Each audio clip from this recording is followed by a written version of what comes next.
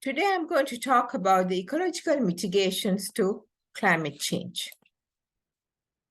The climate change refers to long-term changes in the Earth's climate, including changes in temperature, precipitation patterns, and weather events that are primarily caused by human activities such as burning fossil fuels, deforestation, and other land use changes. The consequences of this global warming causes heat waves, increasing the Earth's temperature, droughts and floods, rising seas, Arctic ice thaws, and species loss. The carbon balance had toppled for the worse, primarily due to human activities.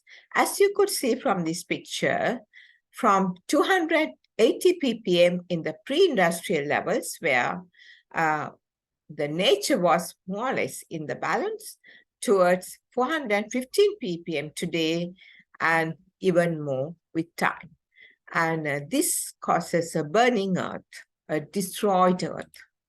So the main contributions for the total emissions of the greenhouse gases are primarily energy, which comprises of transport.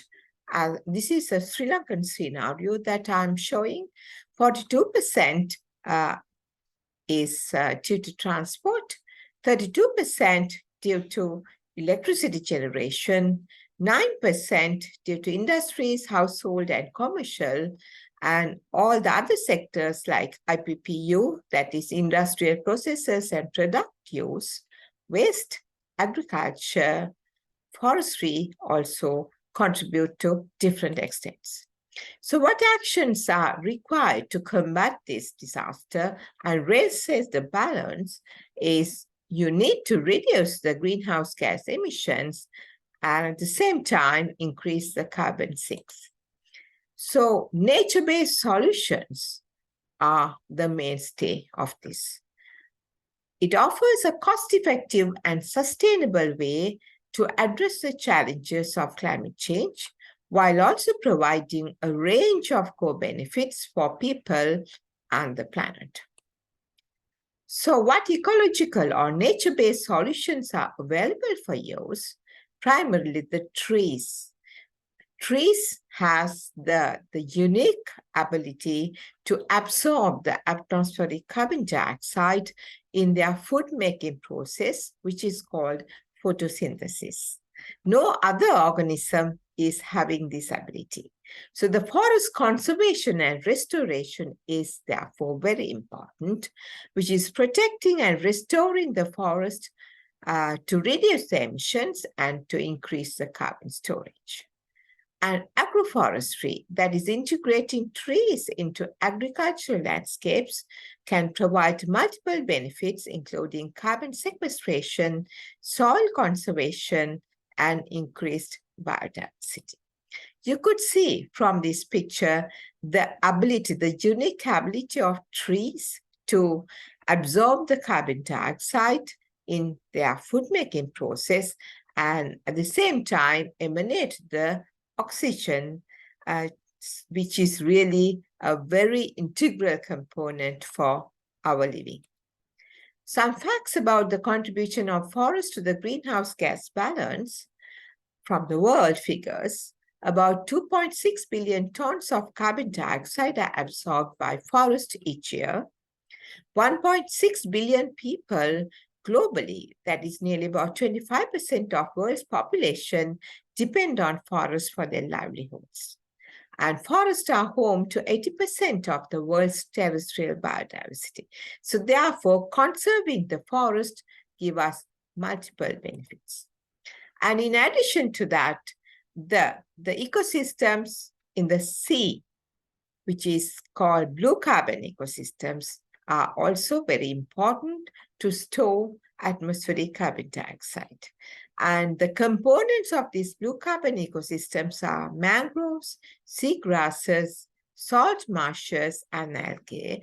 And you could see from these figures some research information on how much of tons of carbon is stored per hectare in these ecosystems. And you could see mangroves is the highest, followed by seagrasses, salt marshes, and also algae.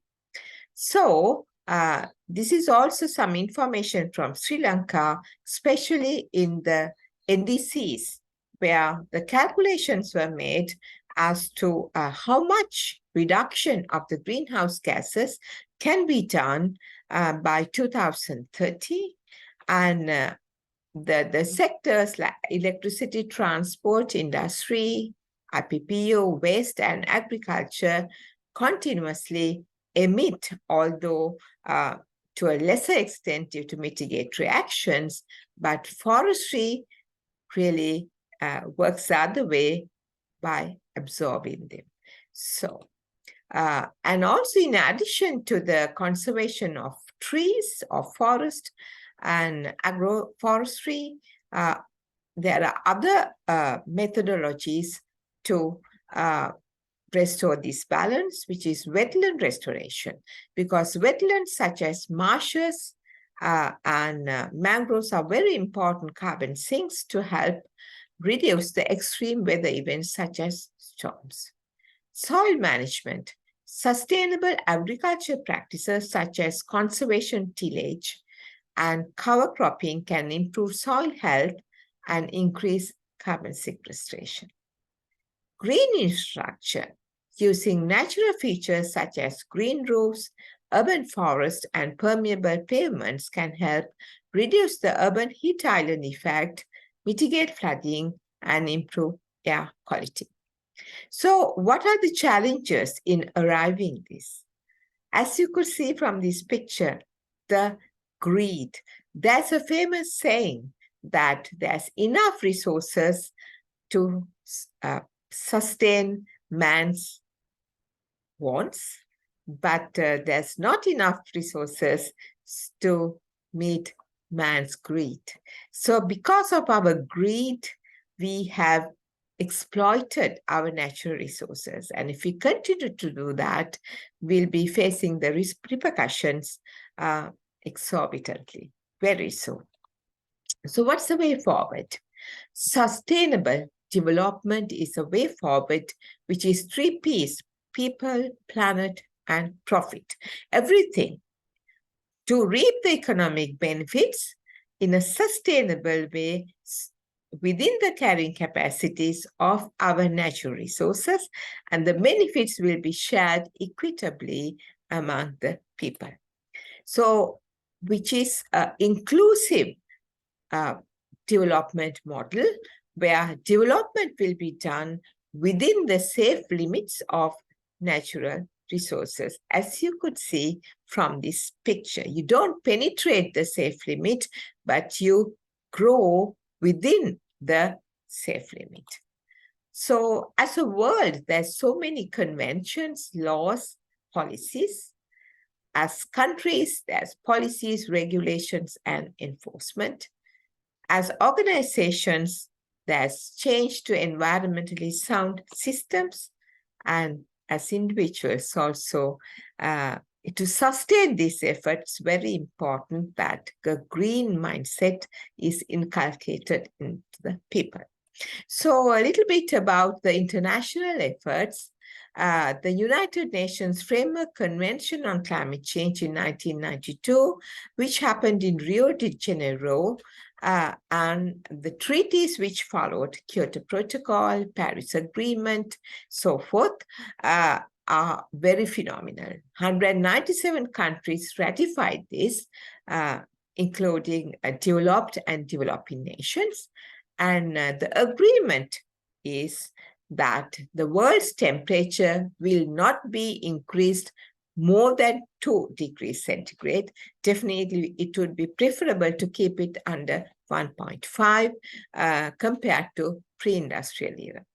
And stemming from this, nationally determined contributions came into play, in which countries pledged to mitigate and adapt to climate change conditionally as well as unconditionally by 2030. So the target year is 2030.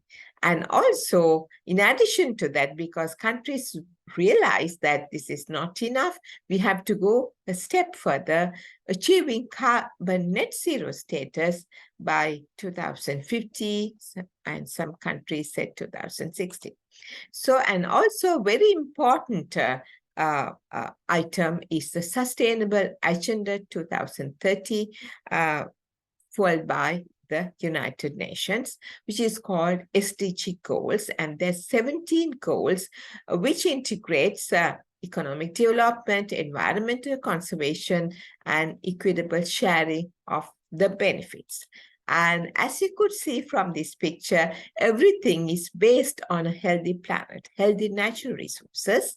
And based on that, the development of people, dignity, justice, and prosperity happens. So what it says that the development needs to be based on healthy ecosystems. And also, Pope Francis came up with Laudatio Si, which is our common hope, the call from the Pope for urgent action to address the growing threat of climate change, which he describes as a global problem with grave implications for the natural world and for human society. And nationally, the signatory countries had adopted their policies, strategies, and action plans according to the global commitment. So, as I said earlier, with all these, most important thing is personal commitment, because we make the world, we make countries, people make the world. So the commitment to adopt a green mindset, which is eco-friendly, leading an eco-friendly lifestyle, be a change agent to promote eco-friendly culture in society, and be an activist to safeguard the environment when decisions and actions are taken to harm the environment is phenomenal. Very, very important. Thank you very much for your patient listening. So if you need to contact me further, my email is shown here. Thank you very much.